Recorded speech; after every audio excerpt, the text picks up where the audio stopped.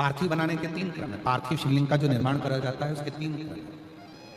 रोग की मुक्ति के लिए अगर पार्थिव बनाया जाता है तो उस मिट्टी में थोड़ा सा जल और थोड़ी सी दुर्वा का पानी उस मिट्टी के अंदर डाला जाता है। अगर कोई बीमारी है, वो बीमारी नहीं जा रही, पार्थिव के 3 क्रम बने।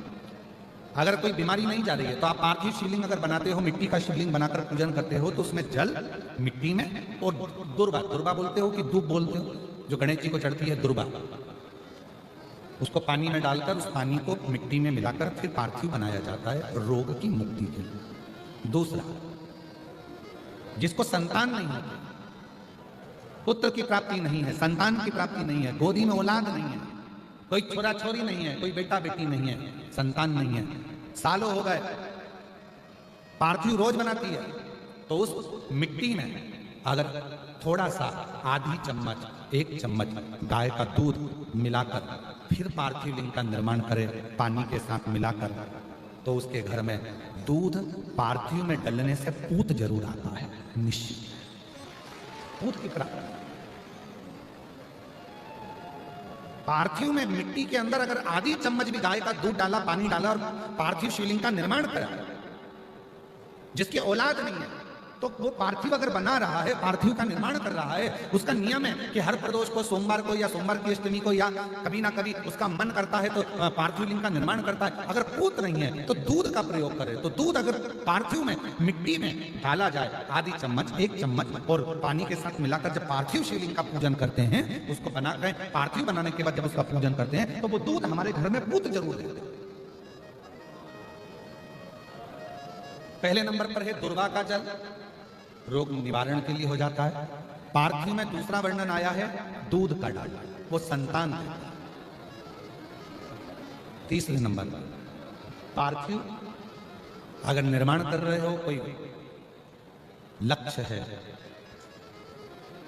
मेरा यह काम है वो पूरा नहीं हो रहा, बहुत दिन से अटक रहा है, बाबा पूरा करना, तो पार्थिव में चंदन घिस के, चंदन को घिसकर उसका थोड़ा सा भाग पानी मिट्टी में डालकर फिर पार्थिव का निर्माण करा जाता है, पूजन करी जाती है, तो जो तुम्हारा लक्ष्य है उस लक्ष्य तक बाबा तुम्हें पहुंचा कर ही रहे।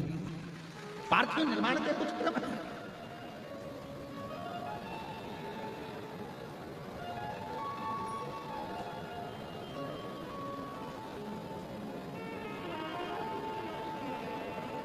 पार्थिव कैसे बनाया जाता है, किस कार्य के लिए बनाया जाता है?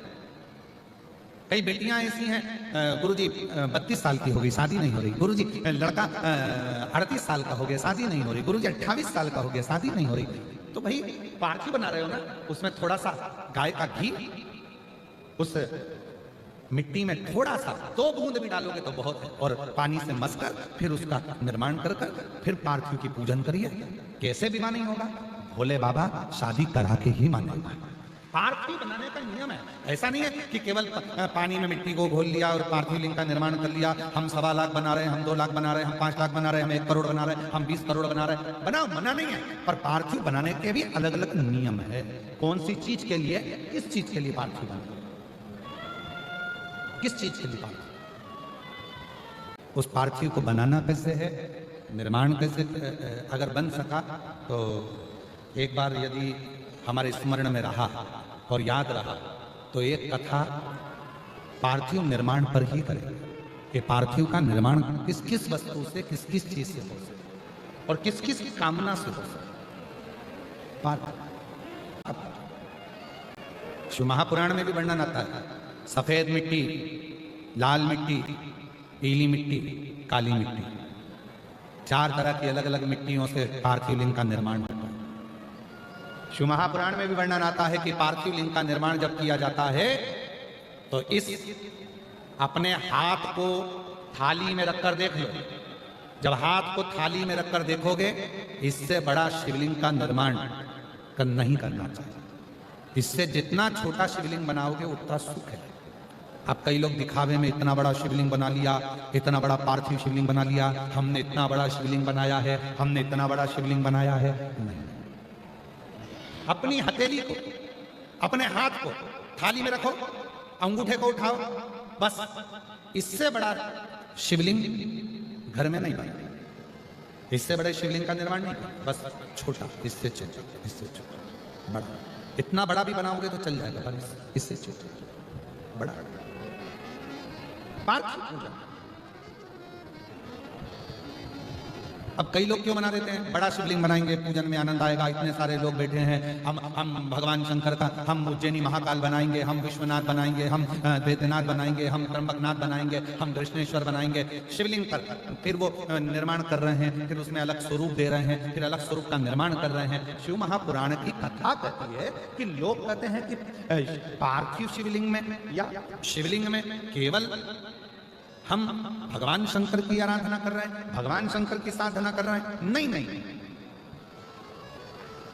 स्कंद पुराण, लिंग पुराण, नर्मदा पुराण, शिव महापुराण, आप गीता प्रेस गोरखपुर की लेकर आओ, उसको पढ़िए, उसमें आपको अध्ययन करने पर मिलेगा कि जब हम पार्थिव शिवलिंग का निर्माण करते हैं, जब हम पार्थिव शिवलिंग को बनाते हैं, या हमारे घर में जो भी शिवलिंग है, पत्थर का हो, पाषाण का हो, पारद का हो, स्फटिक का हो, सोने का हो, चांदी का हो, पीतल का हो, लोहे का हो, लकड़ी का हो, जिसका भी शिवलिंग तुम्हारे घर में, चीनी का हो, जो भी शिवलिंग है, तो ये केवल शंकर अकेले नहीं है महाराज, ये शिवलिंग शिव है, इसी में ब्रह्मा, इसी में विष्णु, इसी में महेश, ये जलाधारी मां पार्वती जी, सीधे हाथ पर गणेश, उल्टे हाथ पर कार्तिक, बीच में अशोक सुंदरी।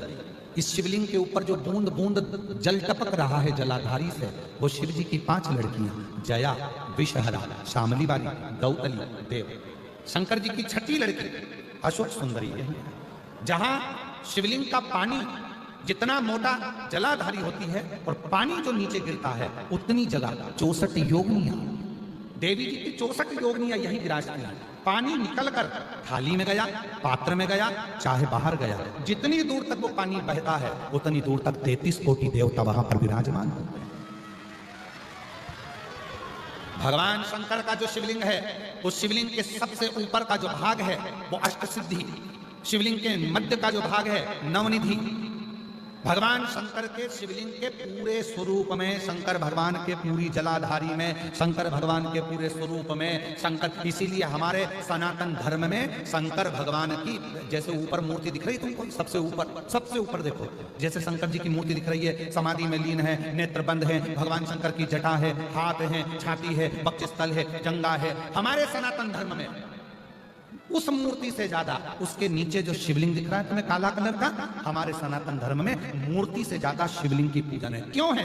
क्योंकि इस केवल अगर मूर्ति होती तो उसमें केवल शिव होते, और अगर शंकर का शिवलिंग है तो इसमें 33 कोटि देवता, अष्ट सिद्धि, नवनिधि, 64 योगिनी, 33 कोटि देवता, जगत जननी जगदम्बा, गणेश, कार्तिकेय, अशोक सुंदरी, जया, विषहरा, शामली बारी, गौतली, देव, ये सबके सब एक ही शिवलिंग में है।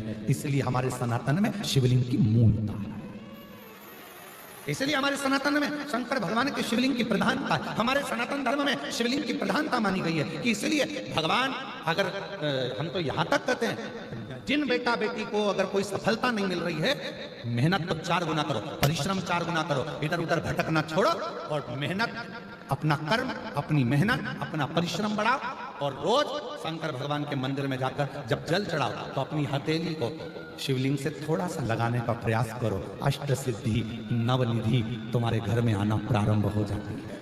अष्ट सिद्धि हम क्यों कहते हैं?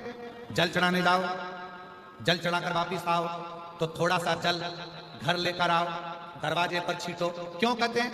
क्योंकि शंकर भगवान के शिवलिंग में अष्ट सिद्धि, नवनिधि, 64 योगिनी, देवी देवता, माता, गणेश, रिद्धि सिद्धि, अमोद प्रमोद, शुभ लाभ सब उस शिवलिंग के अंतर्गत हैं। जल चढ़ाते हैं, उसका भाग थोड़ा सा लाकर अपने घर में जब प्रोक्षण करते हैं, तब अपने आप सारे कार्य सफल होना प्रारंभ हो जाते हैं। उस शिवलिंग में उस शिवलिंग में